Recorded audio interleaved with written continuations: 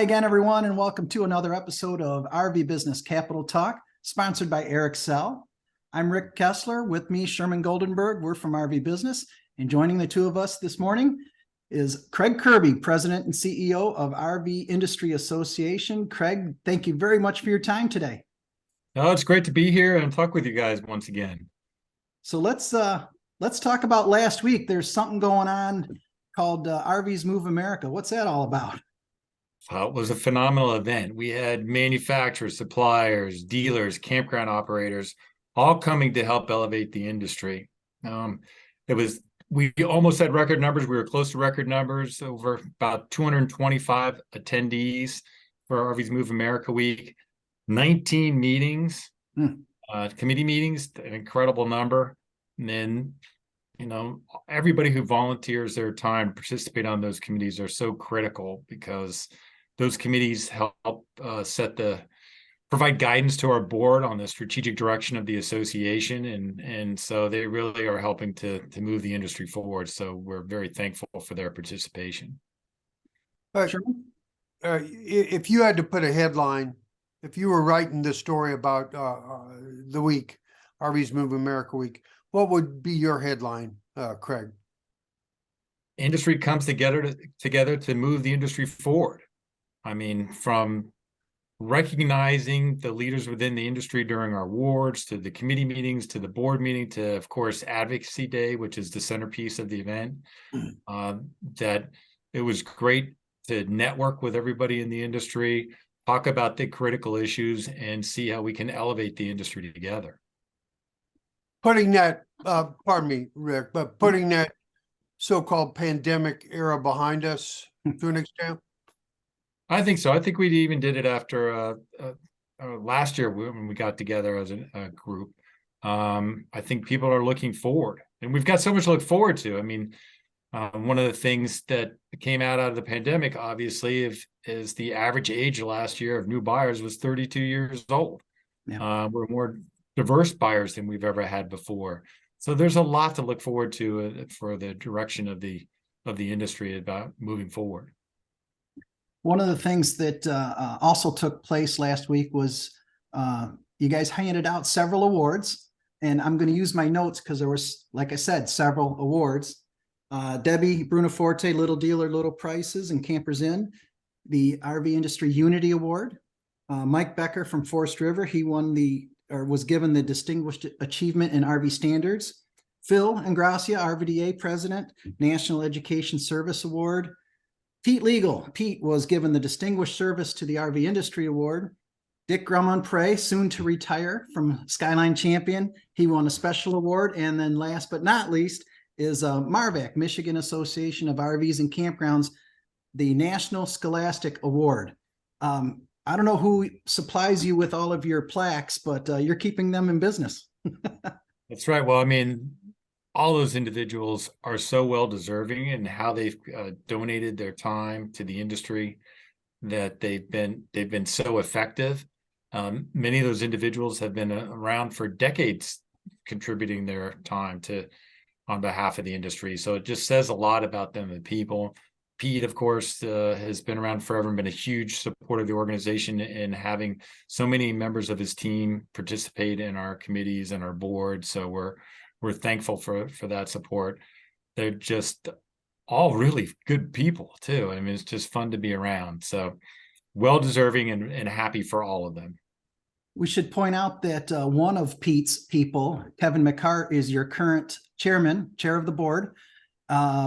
He helped you guys send off the outgoing chair, Jeff Rutherford. I think you'd call that a highlight as well. That was pretty nice event that night. Well, it was a fantastic event. We kind of changed it up how we've done it in the past, and allowed for more people to network during the event than rather than be seated at a set table. To honor Jeff for what he accomplished during his tenure was quite remarkable. The highest number of shipments we already seen coming out of COVID, and dealing with his own business issues and the selling of Excel. I mean, quite amazing. He was able to handle all that and much more. He's been such a supporter of the industry and the association for decades, and we're very fortunate that and thankful we were able to honor him on Tuesday night.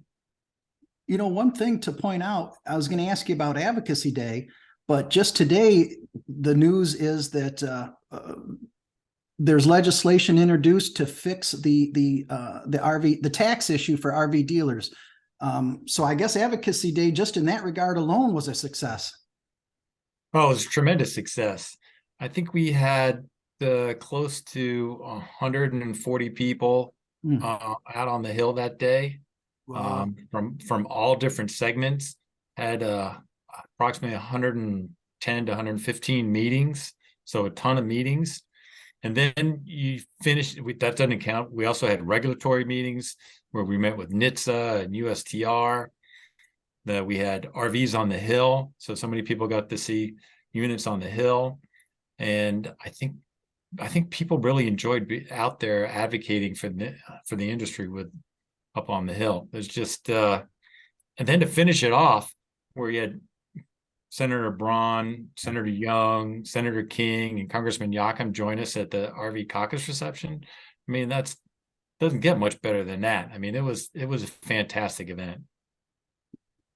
We to segue into a little bit more hard news, as we say in the industry. One of the other things that came out last week was the latest shipment forecast. We're looking at roughly 300,000 ish for the rest of, or for the year. It is what it is, I guess, is the best way to announce that. Right. I mean, we're not at the record numbers that we were not that long ago, but I think we're working through some of the 22s that are still out there. Retail is outpacing wholesale, so that's a good sign. I am so bullish on the industry as a whole. When you look at a lot of factors from the standpoint of, I mentioned earlier, one, we're getting younger and more diverse. The shows are all well attended, so the interest is there. A lot of people are delaying buying major purchases, but the interest is there. The campgrounds are full. People are enjoying the lifestyle.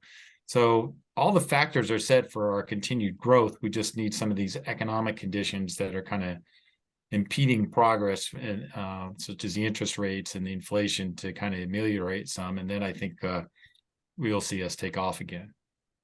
The people say that seems to be a general belief that the base that was enhanced during the pandemic era of newbies to recreation vehicle is pretty much intact. Is that your understanding?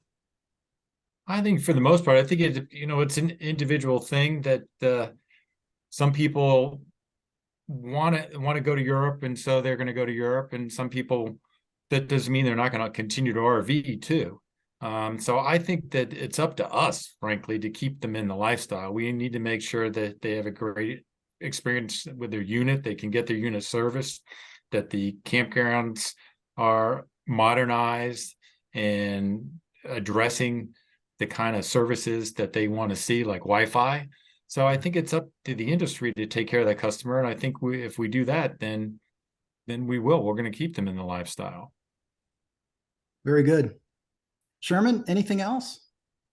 Well, no, I mean, offhand, I guess not. I just want to say personally, as a guy with some time on the street in this market, that it is nice to see event with people at them again. It is really nice to see RVIA in the center of event management, and it's a good look. And it's something I think beyond the RVDA Con Expo and a couple other things that we really need, and I think that it's all good. Yeah. Well, I couldn't agree with you more, Sherm. And the leadership conference, that's one of the reasons why we made the Emerging Leaders Coalition open up to all segments of the industry, not just our members. And how next March we're actually RVIA and RVDA are going to have joint board meeting, going to meet at the same time, part of the leadership conference. So we are doing a lot together as an industry, and we're working hard to have a closer relationship with our campground partners. And I think that is developing. I think we had more campground representatives at RVs Move America Week than we've ever had. So we're moving in that direction. We need to be unified as an industry to take on challenges that we're going to continue to face. And so I couldn't be more excited about that whole approach. Hey, Craig, one more thing. It was always good to see you and your staff in person out in DC, but I got to admit, we're seeing them make their way out to Northern Indiana and other places more often than not lately. Well, that's been a priority of the organization, that we're trying to meet with members at their member facilities. And one of the things we're trying to do, we've always put out a lot of information from our research and the services and what the strategy GoRVing is taking.